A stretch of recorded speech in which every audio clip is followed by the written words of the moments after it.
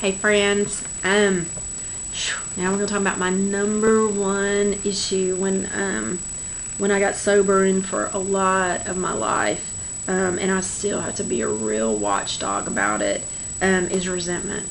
I came from a resentful family. I realize when I'm around them just how angry and backbiting, and so some of it was just about that's just how they are. And so if you've come from a family who's like that, who are judgmental and critical, then it's going to be one of those things that you're going to have to do a lot of digging on because it's got like lots of runner root to it, for lack of a better word. I came from my dad, God love him. I You're not supposed to say that somebody else is an alcoholic, but my dad drank a lot and he chased a lot of women, and he was extremely critical. He created a lot of havoc in my household, and a lot of bitterness, and so it was just hard. And but what it tells me is in the big book of Alcoholics Anonymous, most of y'all know at some point, I was in AA forever. Resentment is the number one offender, and it'll cause you to drink faster than anything.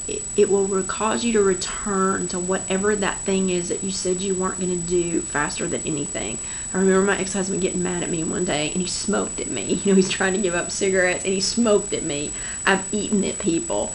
I've shopped. I've done all kinds of things to ease that resentment and that pain that's on the inside of me, because we have a spirit of love. We've not been given a spirit of hate, a spirit of fear. We've been given a spirit of love. And so when we're not lined up in that, we have to somehow balance it. We have to somehow numb it out, bring it into alignment, because our true spirit is love.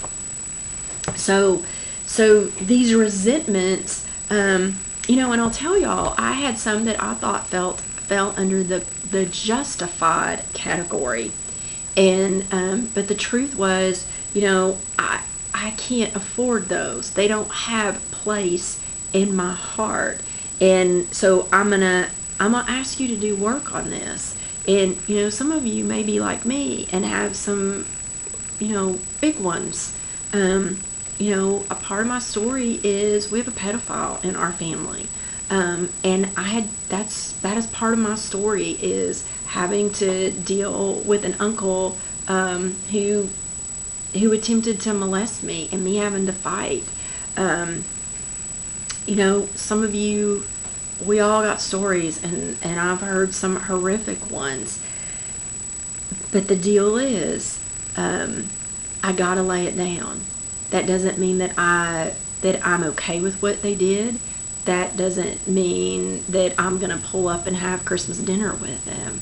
But I gotta get okay on the inside. I gotta let the resentment go.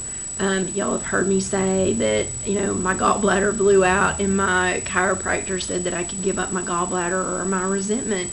And at the time, I'd just come through my divorce, and I gave up my gallbladder because I could not let go of my resentment at the time.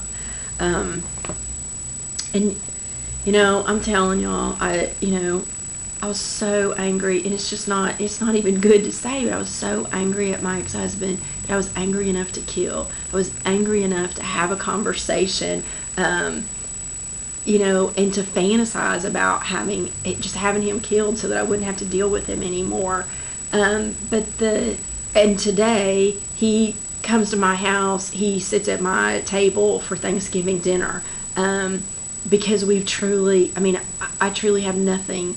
There's no resentment whatsoever toward him, and that is truly only by the power of God, because I didn't have the ability to do that on my own. So there's lots of areas in our lives where resentment can be founded out of. There are things that people do. People typically don't do things to us. They just do things. But it feels very personal. I've had to walk out stuff that other people did that affected me for years. It had huge impact. And so I understand. I get it. But I'm telling you, the resentment cost me. It cost me severely. And so that's the piece that has to go. There's a sheet that I've put on there so that you can start to break it out. Most of us, I ran that stuff around in my head. And so when we run that about in our head, then we're just meditating on it.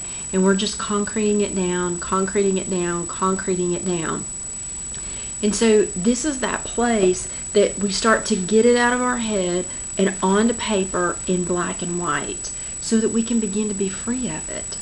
I mean, that's the whole purpose. And I'll be really honest with you. There was a lot of stuff that, back to that enjoying my anger, I enjoyed holding on to it because as long as I could hold on to it, then I could feel superior or better than in some places. And it kept me from feeling the pain. It kept me from feeling the sadness. It kept me from feeling the vulnerable of some of the things that happened. I didn't want to feel that crap. That stuff I was going to have to hurt. I was going to have to cry. Remember? I told myself years ago, don't feel, don't feel, don't feel, don't cry, don't cry, don't cry. So now all of a sudden, I got to come back here and I got to do all that. But that's how my heart's going to heal. That's how I don't have to go and use things outside of me in order to give myself comfort. So I'm going to tell you that it's worth the trip, but I'm going to tell you that it's a hard piece of the journey. I'm not going to lie to you. I'm also going to tell you it's going to take longer than 5 minutes to do this work if you want to do it well and get the result that you're looking for. Every time I've done this, I get a big chunk. I've not gotten a big chunk on everybody every time I've done this because personally, you're not ready to let go of all of it at one time. You'll be ready to let go of some of it, but this part is going to be that whole peeling of the layer and letting go of a piece at a time. So, it took me I remember like the first time I did a process like this, I let go of some of the superficial junk. Like I had resentments against people in kindergarten. Some of us are just more petty than others. The second time I did this, I let go of a lot of stuff about my dad. I got faced with the fact that I judged him for a lot of things, but the truth is I had done a lot of the things that I judged him for. And so it enabled me to let him off the hook for some things. And that relationship, because that's a relationship that I continue to be in, that relationship has taken years of processing through. Other relationships, like maybe a resentment from work or, some other, it's like you are able to see it from a different light and able to let go of it and move on. So I hope that helps as far as your expectation as you start to work through some of this. Please invest the time. Please invest the time. You're worth it, and it'll change you. I'm telling you, I've done this process multiple times, and it is worth the journey. So I will talk to you soon. Blessings.